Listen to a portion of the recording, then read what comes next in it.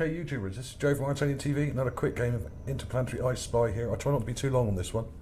So my videos have been getting quite long recently, but there's a limit to what you can do in a 2 or 3 minute video. You do sometimes have to actually explain what you're doing and how you're doing it. And this is another example of one of these black and white images of Mount Sharp from the Curiosity rover that's got this nasty grid over it. I don't know if you can see that. It's going a bit closer, you'll see it. There we go. But these are actually better images. The ones with the grid on them are better quality. They haven't been downsized as much. They haven't been over compressed. And once you get rid of this grid, they've actually got much better detail in them. So I do recommend these black and white ones to people out there. Don't be put off. The colour ones are much worse and need a lot more processing and don't have as much detail, especially in the background. And as I said in this video here, how to find Mars buildings and clean up rover images, which I put out a few days back, they are better, and this video which would give you a tutorial on how to clean up these images and get more from them, because really the color images that you get in these sets of images are not very good, and I'll give you a good example of that here. Now this is the one we're looking at.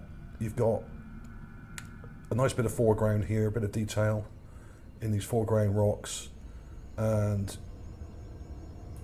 a sort of a little valley here, and you're looking off into the distance. Now this is about 1 kilometre away, I think.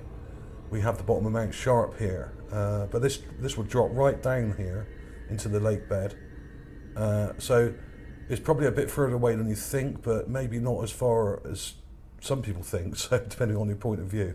And the bit we're looking at is here. Now before we do anything to this, you can see a perfectly straight line here, going right across there. Just about see that.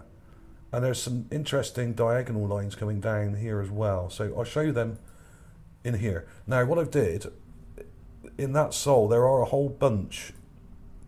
Let me go back to the actual page. There are a whole bunch of these black and white images of Mount Sharp. Now, the ones I'm particularly focusing on here are these. 1, 2, 3, 4, 5, 6, 7. There's about 7 of them that are 8 actually. This number 8 down here actually is the one I'm going to start with, and then it goes into the more foreground of his. But there's about 8 or 9 of these of the bottom of Mount Sharp with the little weird domes and pyramid type structures that are all over it. So let's crack on with it. Now I've done some enhancements of these. Now I'm going to flick through these quickly first, and then I'll show you in detail what I was working on a minute ago, which is quite incredible really. And these are the key to the detail, to getting into the detail. The key is to get the black and white images and then get rid of the grid that's on them. Now, the first one we're going to look at is this one, because this is the one I'm working on now. Now this is the same image with the grid removed. It's just been blurred with a Gaussian blur of 1.0, I think, or 1.0 or 1.2 to get rid of the grid. Now it's very vague. I haven't added any contrast. So effectively, this is still a raw image, really, because I've not done anything else to it. All I've done is got rid of the grid. So, but you can see clearly here. There's a very, very straight line that goes along the back here, and you can just about make out a diagonal structure here. And this straight line, when you run it up to the top of the page, if I tilted it to the right by 1%, it would be absolutely ruler straight. I mean, it's not far off it at all. It's probably less than 1% out. So you can see how straight that structure is. Now, you cannot tell me that Mother Nature builds in straight lines like that, as it says in the film Prometheus. That is just too straight, way too straight. Now, let's have a look at the enhancement. Now, all I've done here is taken that image and added a whole bunch of contrast in there, quite a lot. And now you can see it a bit clearer. There's that line, okay? Let's run out to the top of the page there, straight as you like, absolutely ruler straight. And obviously the rover is probably not exactly upright, it might be slightly tilted. So that's probably why this isn't perfectly straight. But that structure is interesting. And you can see here what almost look like windows or upright structures here. And you can see something here, straight here, across level with this. Here, look, and here. And there's something up here. Excuse me. Basically, there's definitely something intelligent here. So I did another enhancement, and I added some colour this time, and a bit more contrast. And now I can see it a bit more clearly. There is a diagonal structure here, and there's a long straight structure here with another one below it. There's something interesting going on there, and something here. So I'll show you the enhancements I've been working on. There's a lot of other stuff up here as well. I won't cover it all today because there's just too much. But there was, I'll just quickly show you this one. This is enhanced. This is the bottom of Logan Pass here. Now this is obviously from a month or so back, a couple of months back, this set of images. And now the rover's further over to the right here, and you can actually see right up to this Logan Pass here. But this actually shows you more detail of what looks like a castle. Massive castle kind of structure, and there's a building. There's some buildings here. You can see this structure here. Those are buildings. These are buildings. This is intelligent design. You'll see here what look like steps going up here from this part of the castle or structure up here, further up the side of the mountain. And these are not all natural structures. A lot of them are, but a lot of them aren't. There are lots and lots of intelligent structures up here. And here's another part. Now a lot of people have tried to show this before up here and failed slightly because they've been using the colour images. But if you use the black and white ones as I showed you, you can get a lot more clarity. Look how clear that is compared to a lot of the stuff you normally get. Much clearer. It's not brilliant, but it's a bit fuzzy because it's a long way off and it's only a low-res camera. But I'll do more enhancements to these things and put them in at the end of the video like I normally do, so you can see this a bit better. And I'll add a bit more contrast in there and really try and pull some of this stuff out for you. But I mean, you've got a double structure here which looks symmetrical. That is definitely not just natural. And some of these are manufactured buildings. They are not just rocks. These are intelligent structures up here. Absolutely no doubt about it. Some of them may well be natural, but I don't think all of them are. And even in these vague, distant shots, you can tell that these are intelligent structures. So I'll do a few more enhancements there and put them in at the end. Now, you can also get this in the Gigapan. I've got a Gigapan clip of it here, which is here. And it's actually quite clear. And FT, as always, has done a good job here. He's cleaned up the image a bit and he's white balanced it.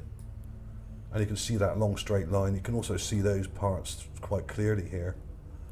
There's something going on here. Okay, so if you look up Sol 953 to 955 on well, it's 953 really. This should come up in the Gigapan. I've got there's the Gigapan clip from the actual page just to prove it. Sols 953 and 955. Okay, Eaton Canyon it's called. Right, okay, so let me crack on with it because this will go on too long otherwise. And like I said, all the other stuff I'll put in at the end. There's no time to go through it all bit by bit because we'll be here all day. There's so much to see up there. Now, what I've done with this Eaton Canyon shot is I've selected around it and I've really upped the contrast here. Okay, and I've gone over it with the lighten tool slightly. I've just lightened up that line there and some of these details. Now, I appreciate this is a bit blurred. It is quite a long way off and the camera really isn't designed to take detailed shots at that distance. Only very large structures will show in the first place. But you can see there's something intelligent here and there are uprights in here. There's that long straight structure here like a roof or the top of a building or something. It's kind of built into the side of Mount Sharp here, and this ramp-like structure I initially thought was an entrance, and it may well be like an entrance or something, but there seems to be some kind of technical object here.